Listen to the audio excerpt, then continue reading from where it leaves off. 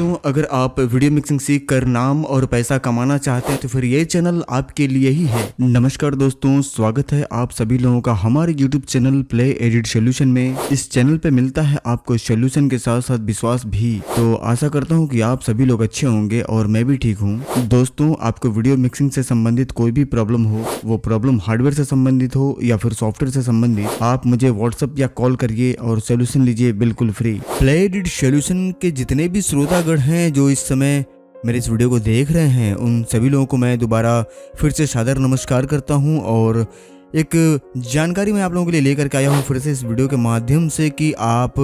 कभी भी अपना पीसी ऐसे आदमी के द्वारा असेंबल कराएं या फिर ऐसे दुकानदार के द्वारा असेंबल कराएं जिनको वीडियो एडिटिंग की कंप्लीट नॉलेज है, जिनका काम सिर्फ पीसी बिल्ड करना या फिर पीसी बना करके बेचना या फिर कंप्यूटर के पार्ट्स बेचना है। उनसे जब भी आप पीसी बनवाएंगे, कहीं ना कहीं वो पीसी आपको ईडीएस के लिए या फिर वीडियो एडिटिंग में परफॉर्मेंस नहीं देगी। तो ये बात आपको ध्यान से समझ लेना जरूरी है कि पीसी असेंबल कराने से पहले आपको एक ऐसा आदमी चुनना है जिसके पास वीडियो एडिटिंग का कंप्लीट नॉलेज हो और पिछले कुछ सालों से वो वीडियो एडिटिंग का काम कर रहा हो और तकरीबन अभी तक 25-50 कंप्यूटर असेंबल भी कर चुका हो। अब आप ये सोच रहे होंगे कि यहाँ पे 25-50 कंप्यूटर असेंबल करने से इस बात का क्या लेना देना है, तो मैं आप लोगों को क्लियर करा दूं दोस्तों कि जितना ही ज़्यादा वो पीसी अभी तक बिल्ड किए होंगे उतना ही ज़्यादा उनको एक्सपीरियंस और तजुर्बा हासिल हुआ होगा। क्योंकि जैसे मान लीजिए, एक उदाहरण मैं दे देता हूँ कि जैसे मान लीजिए मैं 2015 या 16 की बात कर लूँ तो मैं 4th जनरेशन, उस समय मार्केट में बहुत ज़्यादा मशीन चल रही थी। मैंने उस समय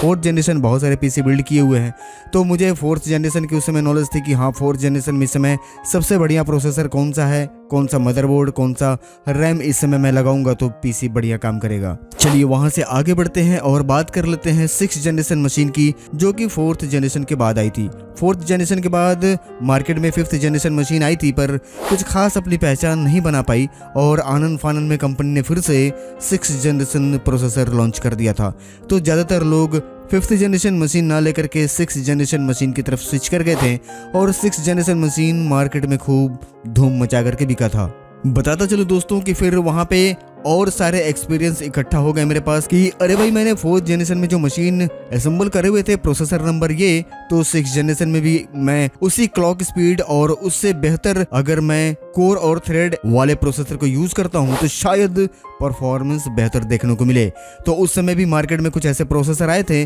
मुझे ऐसा लगा कि थोड़े से महंगे तो हैं पर इनके रिजल्ट बहुत अच्छे हो सकते हैं, और मैंने वो प्रोसेसर यूज किया और आश्चर्यजनक प्रभाव उस प्रोसेसर के परफॉर्मेंस में देखने को मिला। तो वहां से धीरे धीरे नॉलेज इकट्ठा होती चली गई और अब जाकर के इस चीज के विषय में पूर्णतः पूरा ज्ञान हो चुका है कि हम किस मदरबोर्ड के ऊपर कौन सा प्रोसेसर लगाएंगे, उसकी कोर और थ्रेड कितनी होनी चाहिए, साथ ही साथ उसके कैश मेमोरी कितनी होनी चाहिए उस प्रोसेसर के अंदर। दूसरी बात की जो रैम मैं लगा रहा हूँ वो रैम किस कंपनी की लगाना ज्यादा बढ़िया है और उस कंपनी के साथ कितनी फ्रीक्वेंसी का रैम, यानी कि जिसे हम मेगाहर्ट्ज के नाम से जानते हैं, वो कौन सा लगाएंगे तो ज्यादा बढ़िया परफॉर्मेंस देगा। साथ ही साथ मैं आप लोगों को ये भी क्लियर करा दूं कि रैम में 8-8 की 2 स्टिक लगाना ज़्यादा सही है या फिर 8-8 की 4 स्टिक लगाना ज़्यादा सही है या फिर 16 का सिंगल लगाना ज़्यादा सही है। ये सारे तजुर्बे काम करते करते इकट्ठा हो जाते हैं। पिछले पीसी असेंबल वाले कई सारे वीडियो में मैंने इन सब चीज़ों के बारे में कंप्लीट जानकारी आप लोगों तक पहुंचाने की कोशिश करी है और काफ़ी मेरे वीडियो को देख करके आप लोग संतुष्ट भी हुए हैं और वहां पे कमेंट करके आप लोगों ने मेरा हौसला भी बढ़ाया था। चलिए, इस बात के लिए मैं आप लोगों को बहुत बहुत धन्यवाद देता हूं। और आज यहाँ पे मैं आप लोगों को एक चीज़ फिर से क्लियर करा दूं कि सिर्फ पीसी का सामान खरीद लेना या फिर उसे एक डब्बे में फिट कर देना ही कंप्यूटर असेंबलिंग नहीं होती। ईडीएस पे अगर आपको या फिर प्रीमियर प्रो पे आपको अगर बढ़िया एक परफॉर्मेंस लेना है उस पीसी से, तो आपको हमेशा उसका एक्सपर्ट से ही पीसी असेंबल करवानी चाहिए और इस बात को ध्यान में रख करके असेंबल करवाना है कि जो आदमी असेंबल कर रहा है वो स्पीड की पूरी गारंटी लेता हो कि हाँ भाई, मैं आपको पीसी असेंबल करके दूंगा तो उसकी ये स्पीड होगी, और अगर ये स्पीड निकल करके नहीं आती है, स्पीड अगर आपका मशीन कम देता है जो कि मैं बना रहा हूँ, तो उसकी जिम्मेदारी भी मैं लेता हूँ ताकि आप इस बात से हमेशा अस्वस्थ रहें कि जहाँ मैं पैसा लगा रहा हूँ 100% मुझे रिजल्ट मिलना ही मिलना है। क्योंकि दोस्तों मैं आप लोगों को बता दूं कि कई बार आदमी पीसी में बहुत ज्यादा पैसा लगाने के बाद भी पीसी उस हिसाब से परफॉर्मेंस नहीं देती है। थोड़ी सी चीज मैं यहाँ पे और क्लियर करा दूं कि बहुत ऐसे श्रोतागण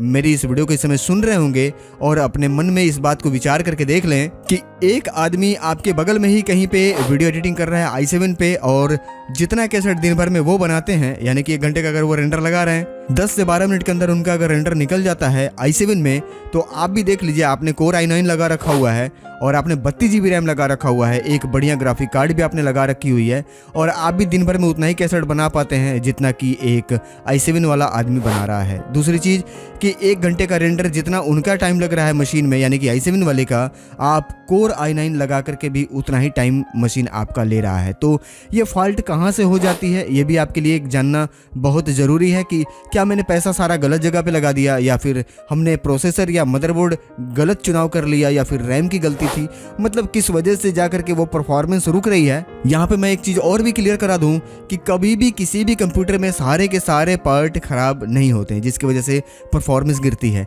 किसी एक चीज़ की गलत चुनाव की वजह से पूरे सिस्टम का परफॉर्मेंस गिर जाता है, धराशायी हो जाता है। तो यहाँ पे board, processor, RAM, SSD, CPU, cooler और पावर सप्लाई, यहाँ पे एक एक चीज हर कुछ मायने रखती है। चलिए, इस वीडियो में बहुत ज्यादा हम पीसी बिल्ड के विषय में बात नहीं करेंगे, थोड़ा सा आप लोगों को इंडिकेट करना था और थोड़ा सा सावधान करना था, मैंने सावधान कर दिया हुआ है। बाद बाकी मेरे लायक किसी भी तरीके की कोई भी सहयोग आप लोगों को चाहिए, आप लोग मुझे व्हाट्सअप करके या फिर मुझे कॉल करके मेरे से बात कर सकते हैं। मेरा नंबर आपको स्क्रीन पे डिस्प्ले होता हुआ दिखाई दे रहा होगा। चलिए आगे बढ़ते हैं, बात करते हैं दोस्तों। आज मेरे पास एक ऐसे ही बड़े परेशान व्यक्ति डेटा लेने के लिए आए हुए हैं मेरे लैब पे और बैठे हुए हैं, जिनका नाम है सोनू प्रजापति, और ये गाजीपुर जिले से चल करके मेरे पास आए हुए हैं। जैसा कि आप मैप पे सर्च कर पा रहे होंगे, गाजीपुर से गोरखपुर की दूरी काफ़ी ज़्यादा है, पर वो सज्जन मेरे पास चल करके आए हैं बड़ी उम्मीद लेकर के कि शायद मुझे एक बेहतर वीडियो एडिटिंग का डेटा मिल जाएगा। और दूसरी चीज़ कि उनके मन में ये भी था कि भाई मैं नया हूँ और मुझे एक ऐसा व्यक्ति चुनना है डेटा के लिए जो कंप्लीट मुझे सोल्यूशन देते रहें, जब भी मुझे प्रॉब्लम हो मैं कॉल करूँ और वो मेरा